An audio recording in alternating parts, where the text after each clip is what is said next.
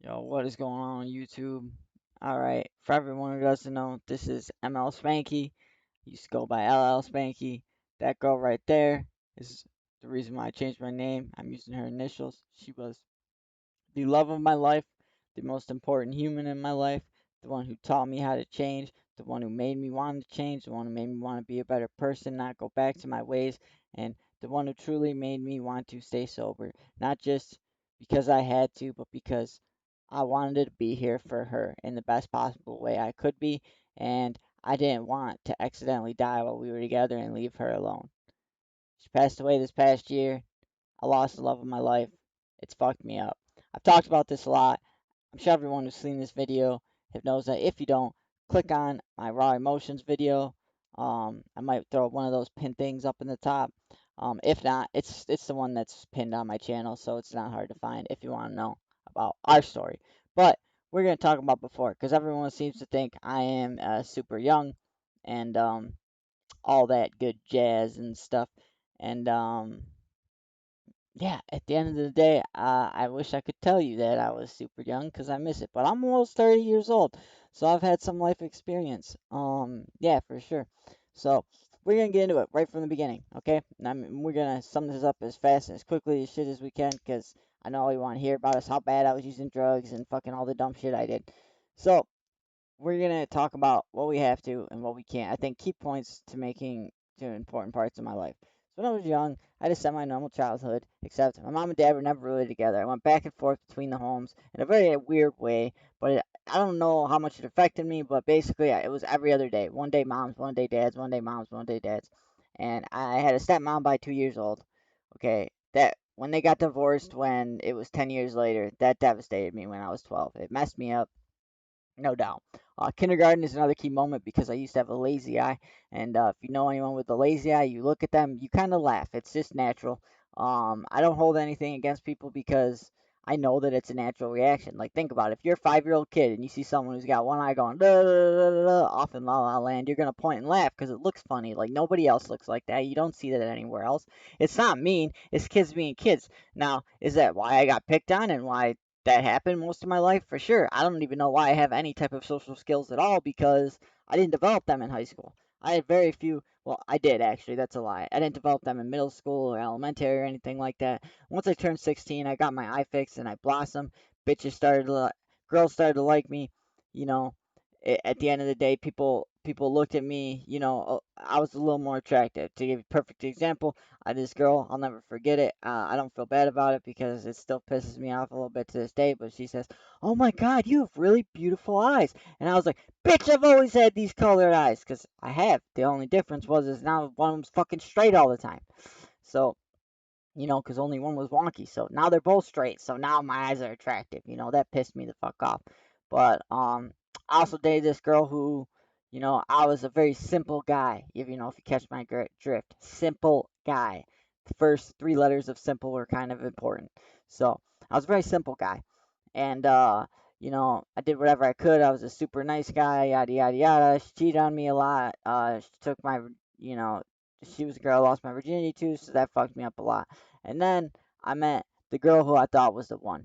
Ended up not being at all, but she was a good person to an extent. She taught me some life lessons, and I don't think this is where I went downhill yet, but she was a part of my life basically until I met Marissa.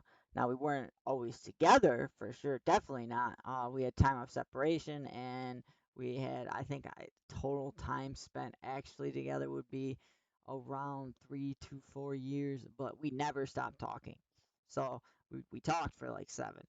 Um, I mean, there was a section. I'd say we talked for consistent, like realistically, without like any, because we never held an anger, uh, really it we never held anything against each other per se, um, for too long, anyways. So I guess there were periods, but either way, that girl don't matter. She's actually kind of insignificant. So, the main point is it was around. I did during the high school. I did the bullshit. I smoked. I smoked. I started smoking young. Not consistently, but I was still smoking. I like drink and go to parties. And actually, I hate alcohol now. I like never get drunk. It's just not my thing. So it's not something I enjoy doing. So it's something I tend to stay away from. By the way, for everyone who says smoking weed doesn't make you sober, you're a fucking idiot. Stop listening to everything that you hear at a fucking 12-step program and all that other bullshit, dude. Okay, if you go somewhere and you're like, I have a problem with crack, or if you're like me, you have a problem with heroin. All right, I'm not here because I need you to help me stop smoking weed or stop smoking cigarettes. I'm here because I need you to help me stop shooting dope. They are very different things, okay? They do not gateway, they do not lead. I do not smoke a bowl and then go, I need to fucking shoot some dope, okay? You know what makes me want to shoot some dope? Having a bad day. Thinking about fucking really positive things that really should be positive memories when it comes to Marissa, but they make me cry. So that makes me want to shoot dope. Or really just having a bad day in general. Or whatever bullshit that's going on in my life. That type of shit, okay? That is what makes me upset. That is what makes me, you know, anti-social, basically, or fucking whatever you want to say about it. I don't know if this whole video was wastefully recorded, so I hope not, but I guess we will find that out later in the audio. Anyways, um, I'm doing good on time. So now we get into the juicy part where y'all want to know when it started. It was around 17 or 18. I had tried tabs before, but I was never huge on them. You know, the tries that I did, they were just ugh, like, what the fuck do you guys? And I had a breakup with some random bitch. And it's kind of crazy that I can't even think of her name because um, she was the reason why I fucking, cause like I did a couple, I did like I asked a friend for some, and they wanted some trees anyways, cause like I said, I didn't know, I didn't. I had to re-record this video a few times, but I used to hustle mad hard, so I had to deal with a lot of women using me. That was very common. A lot of the women I dated didn't have jobs, or if they did have jobs, they make shit for money. I mean, I'll never forget this one argument I had, and I went and I was like, yo, I'll grab us Timmy's, and it was early in the morning. I gotta go for a run. I'll be an hour. And I'm not an idiot and didn't go grab Tim Hortons first. It ended up taking me like 4 hours because people kept hitting me up, you know. And like I said, I hustle hard, right? So I come back with the Tim Hortons, and she's fucking arguing with me. And I'm like, and she goes to work every fucking like 5 days a week to make $200 or whatever. And I whip out fucking like 500 out of my pocket, like, yo, and okay, that was 500, but I profited 250. So that was 250 in 4 hours compared to what she did all fucking week. All right, you know, because I doubled my money on everything at least. So it was a little more than 250. So all right, at the end of the day, I know what that lifestyle is. I know what it gets involved with. I've been in situations you don't want to be in. All right, I know because I'm little that might be hard to believe, but I've been fucking. I've had someone take a poke at me in the back. I've been jumped. I've been fucking I've been jumped and successfully taken my shit. I've been jumped and held my shit. You know, I've had to deal with some shit. Why? Because I want the best prices, and I don't give a fuck if I gotta go in the hood to get them. All right. Why do you think? You know, how do you you know? I guess that could be the only connection is I was already going down there for some trees, so I guess that could have made it easier. But that's not what ultimately got me into dope. So I did tabs for 2 nah, not 2 years. It wasn't that long. I did like I did it early back when I was like 15, you know, and I did a few every once in a while, but it was never like a big thing. And then it was around I think it was around 18 where I really started taking you know, it was like for fun to an extent, but it was for fun at first. Like not it wasn't an everyday thing. It wasn't even an every week thing. It was like, ah, boy, I'm gonna fucking go start a couple fucking teas, you know. And eventually you progress, you progress, you progress, you progress. And, you know, I started with everything else. So I was doing a fuck ton of Molly, a fuck ton of acid. I didn't like shrooms, but I was doing Molly and acid basically every weekend, you know, candy flipping. I was going to festivals. I fried the fuck out of my brain. And I would tell you amounts, but you would not believe me. So I'm not going to talk about amounts because straight up, you'll just think I'm lying. So there's no point in fucking talking about it. Anyways, during this course of time, my experience, eventually, dope was added into it. And at first, I was only snorting. And the one time too, the only reason I tried it is because the first time I actually tried it, I was like, this shit sucks. I was like, I don't know why y'all waste your money on it, because dude gave me a free bag, right? There's a reason why people do that. But I didn't like it, so I didn't mess with it. And then a couple months later, I'm doing my modeling in my acid, and I'm having a real bad come down. On my mouth, I feel like shit. My friend's like, yo, I got some that's left if you want to snort some. I'm like, yeah, fuck it. Yeah, sure, why not? So we snorted together, and it was me and this chick. And oddly enough, we're still friends to this day. She was uh, the girl I lost my virginity to, so I don't think many will put two and two together. But yeah, like me and her, we're still good friends, and she's a really great person. So this just goes to show you that just because people do dope doesn't make them bad people. But anyway, so I take that snort, dude, and then halfway through it, I was like, yo, I get it. So I started doing that on occasion, but it wasn't a consistent thing. And then eventually, after a while, I loaned someone hundreds of dollars. And the idea is he was gonna go to the city, pick out a bunch of dope. He was gonna flip it, and I was gonna, you know, he was gonna pay me back extra, and then he was gonna have enough to start his business again. And it sounded like a great idea. The problem was it was on borrowed money on my end. All right, because I was getting that shit fronted at the time, and I was also getting my habit up. So I was basically hustling to provide my habit, and I was still only snoring, but I was snoring a lot, as you can imagine, because once you start doing it consistently, your tolerance builds up and builds up and builds up. But I wouldn't touch the needle. I was dead against it. This motherfucker gets caught with my shit, right? Gets caught with my fucking shit. All my money's gone. All that shit's gone. And then now I gotta find somebody else to hook me up with shit so I can pay somebody else that money and then eventually get myself back caught up, which I did all of that, okay? Because I'm a hustler. That's what I did for years. All right, I could go back to this day, and I think I do rather well. I don't know if I could sell anyone anything, but when it came to that shit was a breeze. All right, I made a fuck ton of money. I'm not promoting it. It's a terrible lifestyle. I ended up doing some time, so think about that before we get all into it. But you'll hear it in part of the story. So then it got really bad. All right, then basically what happened is there was a person at the apartment. I was like, "Yo, hit me." They hit me,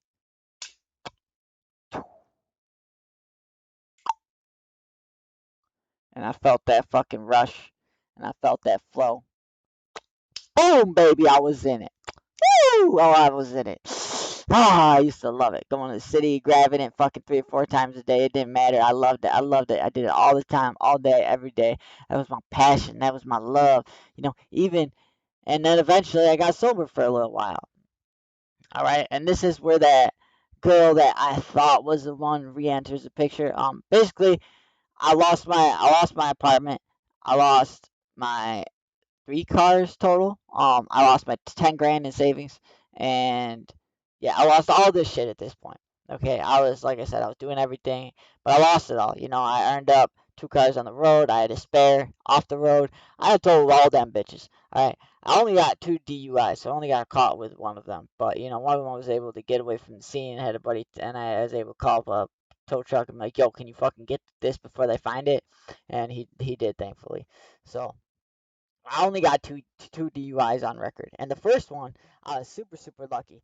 I had other drugs in my system, okay, and a fuck ton. If I told you how much, you wouldn't believe me, so I'm not gonna tell you. But I got mad lucky because I decided to stop at the bar. I did 4 Red Bulls and vodkas, and then I left. I made it halfway because I was so fucked up from the other shit. I made it like not it a mile down the road maybe, and I nodded out, and I woke up in the other lane, and it scared the shit out of me. I fucking whipped it right, slammed into a concrete wall. I come to, cops are around, fucking, they're ripping through my shit. They searched my car so heavily because I wake up in the morning and I'm like, fuck, I had fucking shit. I thought I had shit on me more than, and I knew I had trees on me, right? So I called my dad. I was like, yo, we got to go to the junkyard. Like, my fucking weed's still in there. Dude, it was literally in my book bag. Like a book bag like this, right? Book bag's open too. Okay, not plush. It was black. Okay, it was all black, but it was open. You dip it in, and you could grab the quarter pound. It was crazy. It was crazy. They just My whole car was like door panels ripped off. Like they were looking for pills. They were looking for powder. They were looking for everything. but that apparently, and I got lucky enough to keep that, ironically. And I was only a DUI, which because I blew a point 0.7. That's because the alcohol hadn't had enough time to process. All right, so I only blew a point 0.7. So instead of getting a DWI, I got a DUI, which is a lesser charge in where I live. Much important because it's not a felony, which is spectacular.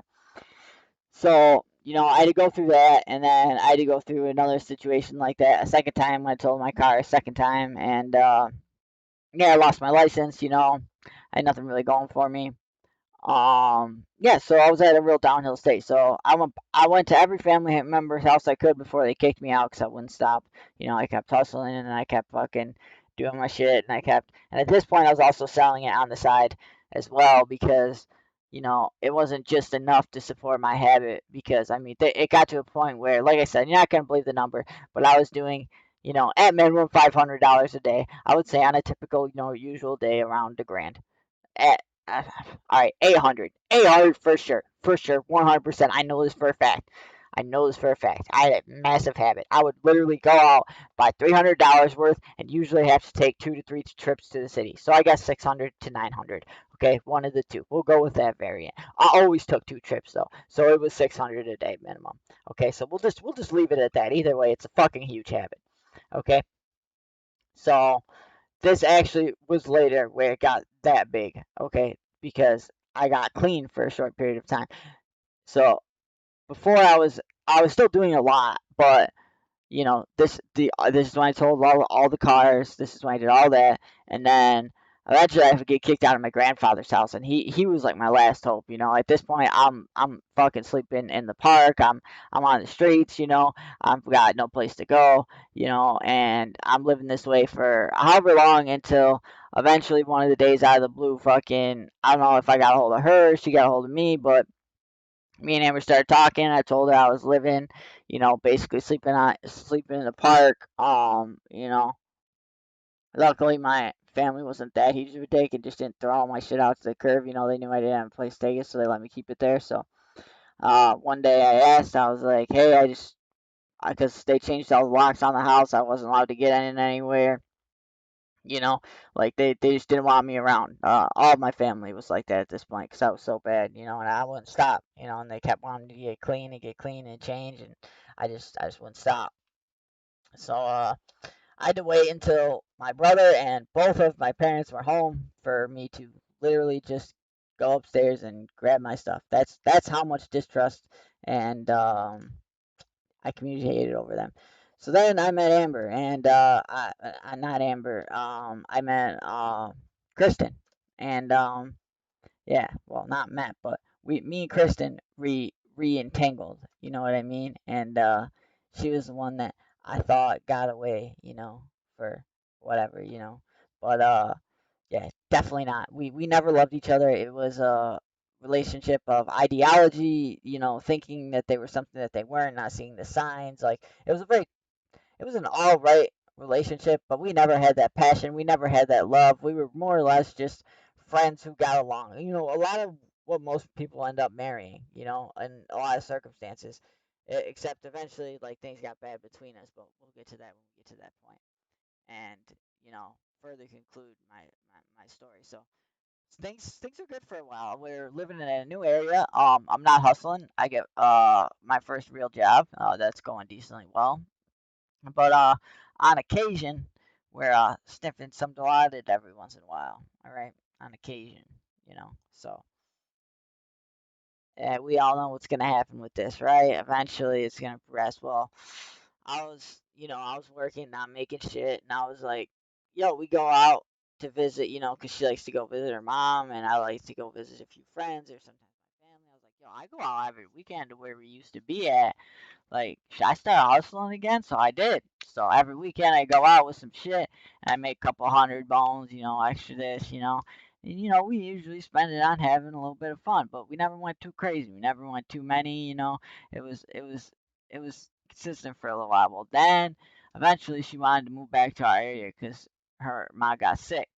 All right, and it was cancer, so we didn't know how bad it was gonna be or whatever. So we gave it up and said, "Fuck it," we moved back. We get our At first, we moved back in, actually, at my parents' place, because, at this point, they thought that I'd been sober this whole time, and they were really proud of, like, where she gotten me, and I still wasn't using dope at that point. Like I said, that didn't start until you can imagine moving back to where I was, right? So, eventually, we get the fuck out of there. It didn't take too long, because she was working a real job, and I was like, "Yo, give me some of your money so I can hustle and I can get us out of here real quick," which I did. We were out of there rather quickly, and we had our appointment together, and we stayed sober for a while. I stayed sober for a while. Once in a while I'd fucking take a pill here and there, but I wouldn't let it go past that because I knew the potential that it had of what it would do to me. And the weirdest part, man, is I don't know if y'all believe in spirits or anything like that, but when we first got the front of the apartment, you know, Kristen was very unsure, and I was like, damn, like I don't know, I just ignored it. But she's like, man, there's something weird about this place. Like we shouldn't be here. Something weird about it, you know. And but I wanted to fuck out, and it was the only option, because I had no credit, I had no proof. I just told them like, yo, I can pay you, and I got the cash right now, you know. But they wanted references and all that shit, and it's like I make my money illegal. What am I supposed to tell them? Like, yo, I hustle, like I need a renter that's just gonna be a slumlord. He wants his money. As long as his money's there, he don't give a fuck. That's the type of renter I need, right? Everything needs to be fixed. I'll fix it around or figure out a way to get it fixed around my house because I don't want someone who's coming in and checking in all the time. I got too much shit going on, all right? I need someone who's got a lot of apartments, who's got a lot of people to worry about. That way he's not coming by mine checking it out, right? Big brain, makes sense, right? Right. So I accepted it. And then there was this at the end of the day there was in my honest belief, my whole family believes it too at this point because they visited me enough times there.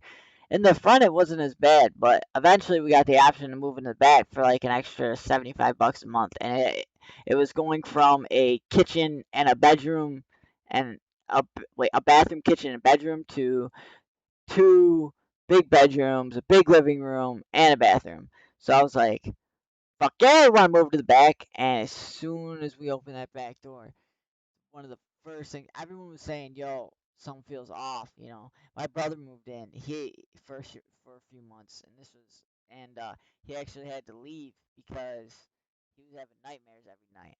You know, and I had a lot of funky experiences go on there. I'm not gonna get into what they were, but they were not because I was on drugs that I was seeing things that weren't there. There was some crazy shit that went on in that place, and yeah, but that's not why you're here. You're here to fucking hear about the amount of fucking drugs I abuse. So naturally, this is where it gets the worst. I do believe honestly that there was some type of evil entity that was living there, um, that was making it hard because that was and no doubt the worst period of our relationship, and the worst probably point in my life, I would say because I made multiple attempts to kill myself. Usually they were not scientifically. I still don't understand how I'm alive today because these were not attempts that were like maybes. Like this was like I remember the one time my buddy just died from fucking this one dude, like getting shit from this one dude, and he was a good friend of mine, and that kind of broke me. Me and Kristen were already kind of like we were together but weren't. I thought she was cheating. She ended up being cheating. I actually caught her cheating. I was I cared about this girl so much that instead of beating the dude's ass, all I did was fucking cry about it. And honestly, I don't think I could beat his ass anyways because he's 6'5", literally knows MMA. Like I had no shot. And I was at this point, I was like 95 pounds soaking wet if I'm lucky. I was more like probably 90, and I was shooting a lot of dope, like so I was always just mad fucked up. So, anyways, we're in the back. It's progressively getting worse, and I pick up this dude's shit, and I'm like, "Yo, I'm going out to fucking," I'd always say I'm going out to sell a bag or something like that. And I get in the car, and I picked up a couple hundreds worth, like I want to say like five, and I get this big fucking thick thing in paper, right? And I got the paper, and he's like, "Yo, be careful with that. Don't do a lot." And I love to bang it, but I couldn't wait because I knew what this shit was. This shit was that magic, right? So I snorted a ripper, and you know what dude does? Get the fuck out of my like within 5 minutes. He's like, "Get the fuck out of my car, dude. This dude's gonna OD and die. get the fuck out. So they kicked me the fuck out. I ended up making it back to my apartment. I walk in, she's super fucking pissed, you know. And at this point, I had a hidden pocket in like one of my jackets. Luckily I was smart enough to put it there because she'd always try and steal it from me and fucking dump it. You know, there was like, but this is the point we were at. Like it was bad. Like she wanted me to stop, and I kept saying it. Well, I actually didn't remember. Like I guess I told her supposedly. I told her at least 80 times that I fucking didn't use um that I was gonna quit and I was gonna make a serious effort.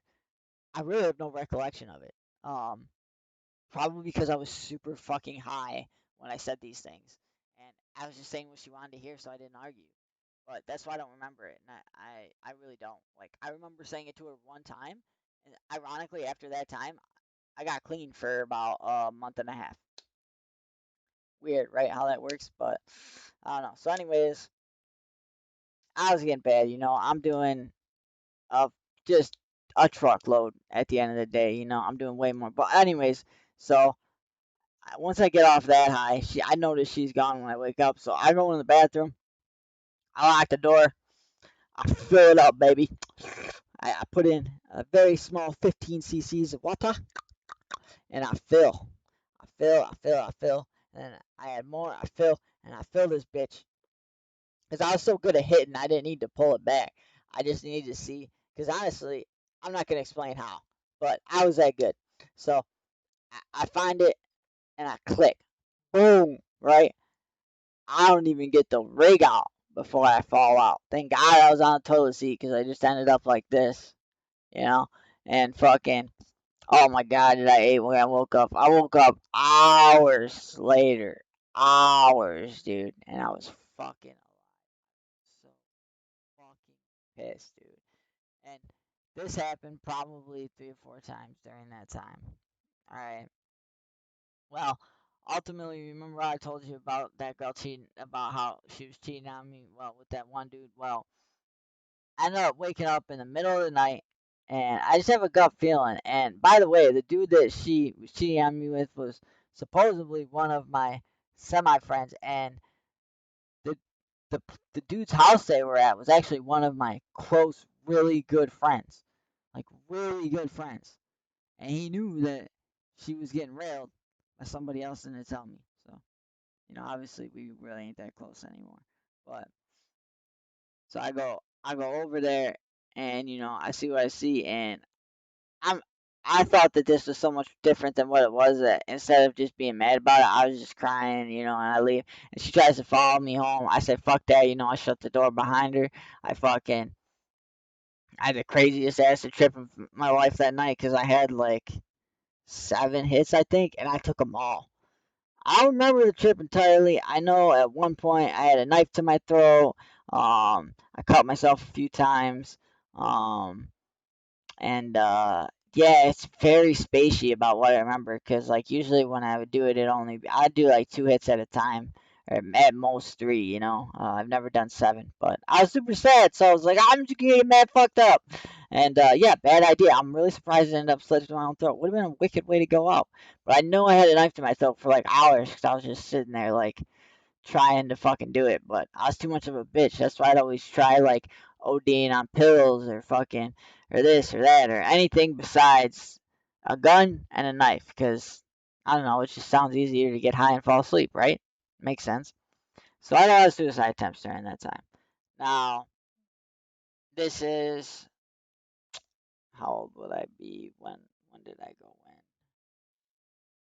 I don't know. I think around 25 is when I got locked up. So, anyways, what happens is this is a great story. If you all made it this far, you're gonna love this part. Okay, but um, I'll even pin it in the comments. So if people just want to hear the funny story that's fucked up, then they can go to this part, which it'll be at 23:30. So, anyways, um, I found out she was cheating. We were, you know, whatever. We were going back and forth, and Derek gets my number.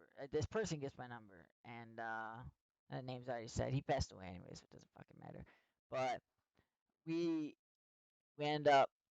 agreeing to get into an altercation. And I ain't no dummy, man. I knew this dude was gonna pummel me, so I grabbed my pepper spray and I grabbed my, I grabbed my fucking, I grabbed my knife and I bolt up there, and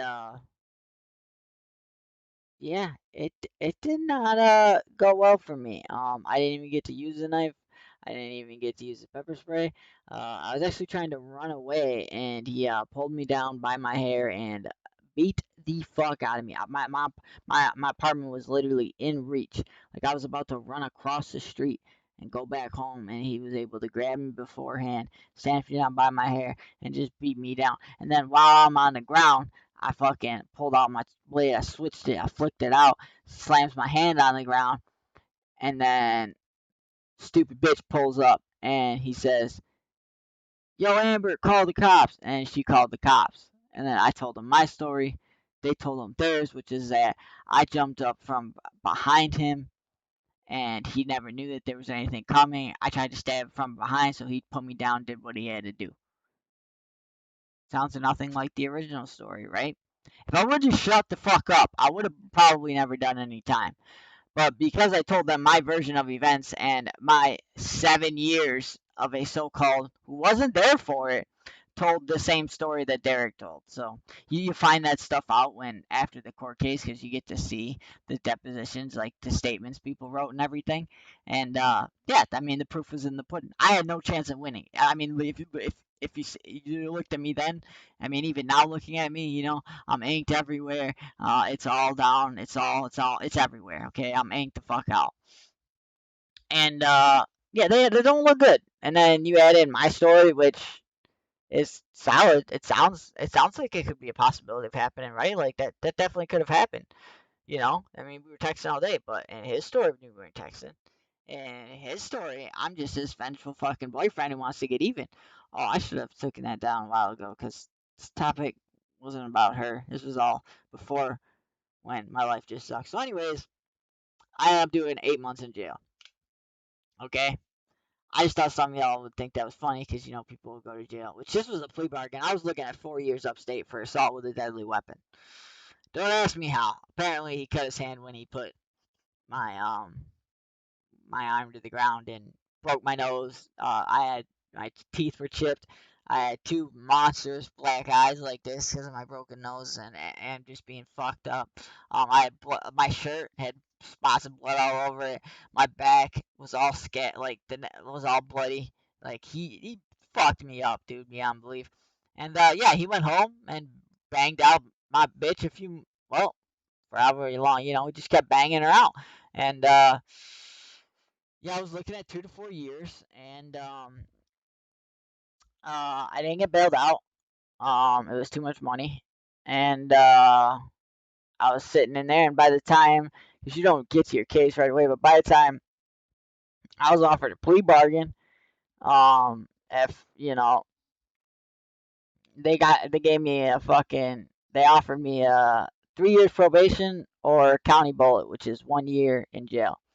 So I was like already a couple months in, and I knew I wasn't gonna fucking pass probation. So I was like, fuck that.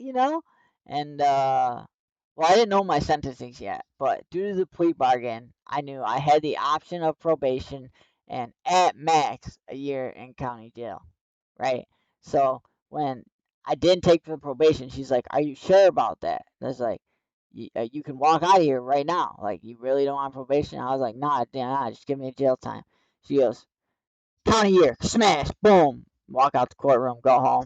Me and the officer were laughing about it. She was like, "She really wanted you to take probation." I was like, "Yeah, I'm not a fucking idiot. I've already been sitting in here anyways. I take probation. I'm gonna end up doing this time anyways, and I've already been in here. Might as well just chill.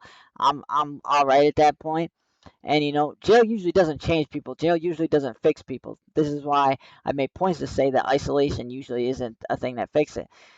But when I was in there, I didn't deny it. I told everyone every day when I got out, I was gonna go back to using. I couldn't go wait to go back to using. That was gonna be my life, and that was what I was gonna do, and that's how I felt.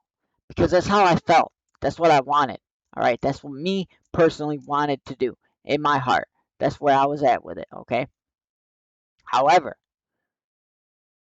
at the end of the day, people shame me. Everyone's in there like, oh, I'm not going to use. These drugs are bad, this and that. They're all saying this dumbass shit that they don't believe, that it's like jail mentality. Like, oh, I'm going to change my life. I'm going to do this. I'm going to do that. I'm going to do that. And you end up coming back, right?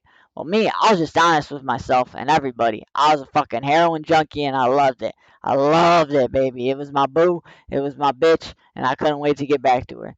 All right. And plus, there was this saying in there. I always told everyone that my girl wasn't gone, because you don't lose your girl, you just lose your turn, right? Like, that's a fact. Like, I thought I was gonna come out and snatch that right back up, because I thought we had it different. Because I always told every chick I ever dated that when especially when I was hustling hard, that if I ever get locked up, all you gotta do is take my phone, because I always had disposable phones, and I would get a new one each month because they're mad cheap, and then my plan phone. But I would never talk, I never talked. It was always on disposables, so you can't link you to it. I was smart. I was intelligent. About what I did.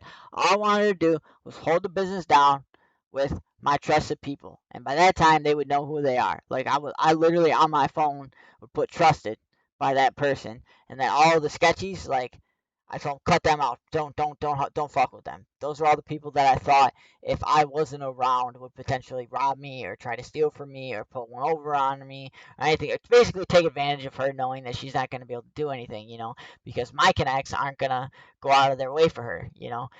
I can't make a, she can't make a call and be like, yo, I need help with this situation. It doesn't work that way. She's not the one who made them fucking thousands and millions, thousands and thousands and thousands of dollars. I don't know how much. It definitely wasn't millions, but it was thousands for sure, and it was probably fucking tens of thousands. So they liked me a lot. I made them a lot of money. That's fucking it. I mean, plus I'm not racist at all, so it didn't matter what color they were or anything like else. I don't have that in my body, so I don't. It's just like people can tell that, people can sense that. Like, every time I meet someone, I'm like, "Yo, what's good, man? What's good?" And some of them at first think that, like, I'm just trying to be like a wannabe or like whatever, but it's just, I don't know. It was my lingo. It was just, you're like, "Yo, what's good, bro?" Like, I don't know. It's just, I maybe it went with the business or just being in it or the lifestyle. I'm not sure which, but it's just the way I spoke, and I got along with everyone. Like, I have never had an issue. Actually, well, for one, I grew up in a small town, so that's probably why. But I have never had an issue with someone not the same skin color as me or perceived as white, because I'm actually Native American, but you probably can't tell that from the video. For one, I don't have a good camera, but I'm primarily Native American. I have more Native American than I do have white in me. So, but like I said, most of my problems, like, I haven't even had one issue with a person of color or Indian descent, or I mean, not, yeah, actual Indian descent, or any of that, It was like, and most part I don't have problems with people, but so yeah. So during jail, I was honest with myself. I was very aware of what I wanted to do, but at the same time, this is the first time this allowed me to finally have to sit with my mind, and this is where I got advantages, which, if I didn't make those choices to do in there, jail would have done nothing for me. I would have got out. I would have came back. And the whole time I was in there, I was actually really worried about getting out. I straight up fucking said to, like, I was like, I don't wanna leave, because I know I'm gonna fucking use it as soon as I get out of here. And everyone kind of like fucking shamed me for it, like I was a piece of shit. But it's like, dude, you're all fucking lying. You're all gonna all do the same fucking thing when you get out. Like, you're just fucking lying to yourself. You want to believe otherwise. I was honest with myself, because that's the only way you're going to make progress, right? And lucky enough for me, it ended up being enough time that I was actually able to change my life out of it, and that's where my path started. I was not perfect yet, but I definitely started down that path. I'm not gonna say I'd have one or two shots, or maybe a few more than that when I first got out, but it, I progressively went in to my clean state and got to where I am today. But the key part was that wasn't the fact that I went to jail. It didn't scare me. In fact, I thought it was a cakewalk. And going honestly, it was made life really easy. You knew when your meals were coming. I mean, they tasted like shit. If I didn't have commissary, it would have sucked balls. Actually, I had commissary though, so it really wasn't that bad. I just laid in my bed and thought a lot, read a lot of books, and ate some food. That's it. I mean, I watch TV sometimes, but the movies you had to wear radios. It was all fucking stupid. You can't have TV sound. It was just fucking dumb. You know, it sucked balls in there. It did, but not enough to make it so. Oh my god, I never want to go back again. It was so scary. I mean, if I would have went to prison, maybe that'd have been a little different because it's a different ball game than county jail. But like prison, I might have a problem because I am a little guy, but I stand up for myself, which actually may have been a problem because if some dude tried to come in there and I see five fucking motherfuckers trying to take my shit, I'm gonna be like, nah, like, you ain't taking my shit, and my ass is either dying or going to the infirmary because I'm going down swinging. It's just the way I was raised. And especially in there, you can't show weakness. Like you gotta affirm it. Like the first fucking time someone fucking made a claim, I was like, yo, let's go to the back, let's hit the showers and fucking doof doof. We boxed it out real quick. And luckily, I had someone in there who was like kind of like a mentor to me, and he straight up taught me not only how to fight, but how to make weapons, how to where to use them, straight up how to kill somebody. And he did that to protect me because we both thought I was looking at 2 to 4 years upstate. And he's like, yo, people are gonna try you, and you're gonna have to prove yourself. And you ain't got no choice. Like you either are gonna get fucked or you're gonna fight. So which one's it gonna be? And I'm like, I'm gonna fight. So I mean, he used to leave bruises on me. Like we couldn't do face shots because it was show, but he hit me so hard that my whole arm would be black and blue, and not slightly black and blue. I mean, like you put your finger to it and touch it, and you leave an imprint because it's so black and blue and so messed up. Like people told me that I'd do serious damage to my arms if I kept doing it, but I just wanted him to train me. I had him hit me everywhere, and not obviously as hard as he could because he probably would just break my ribs and shit. But by the end of it, he said straight up, basically, he thinks that I could take everyone who was in there. That's how much, because everyone in that county was pussies. But he's like, you'll do all right.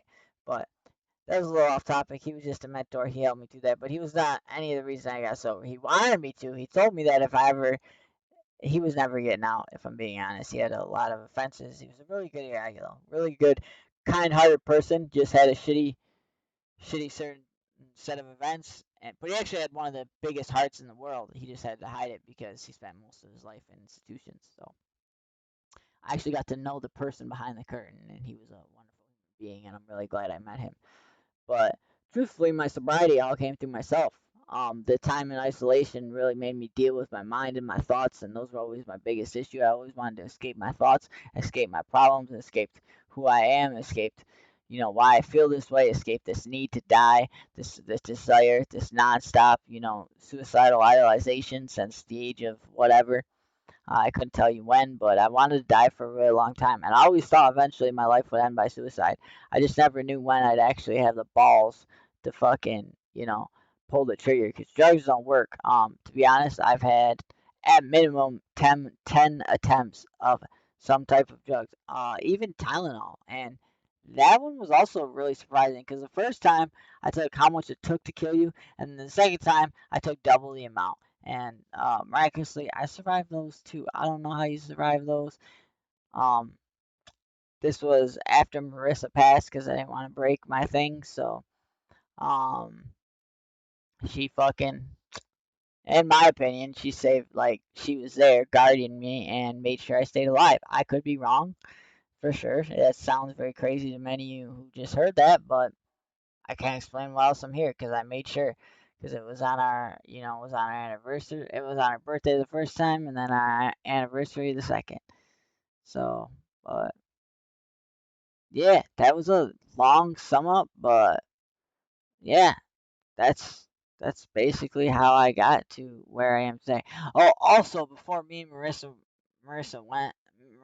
met, there was a 4 year single period where I was not with anyone. I was with bitches, but that's all it would ever become. And eventually, I even stopped doing that because I don't like hurting people. But every girl I would meet would like fall in love with me, and I never understood why because I was always honest. I always told them I don't want to be with you. I don't have emotions for anyone. I can't be like even if I wanted to, I couldn't. I don't have that capability, and I was always very upfront and honest about that. And Side note, what's funny is that when me and the day Marie and Marissa met, we were both telling each other this. Like, she was saying she has a problem with people getting attached. I have a problem with people getting attached. And ironically, we just, boom, we were together in less than like, we were dating a week later. You know, it was fucking beautiful. I know it sounds crazy to some, but like I said, watch that video if you want to have any idea of what that was like. You know, that'll be the pinned one. But this was me proving I was a hardcore junkie, man.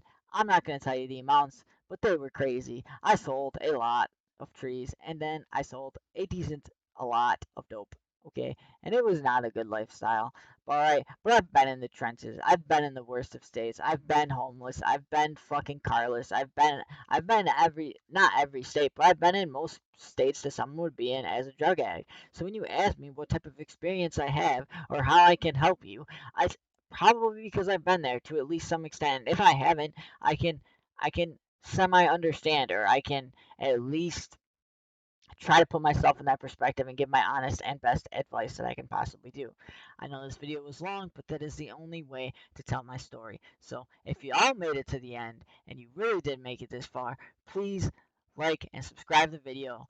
Follow my socials if you don't mind. It'd be awesome if you follow my Twitch and Twitter as well, because I'm trying to become a partner there. I'm trying to become affiliate, and it really helped me if you guys did that. You don't have to, it's all up to you.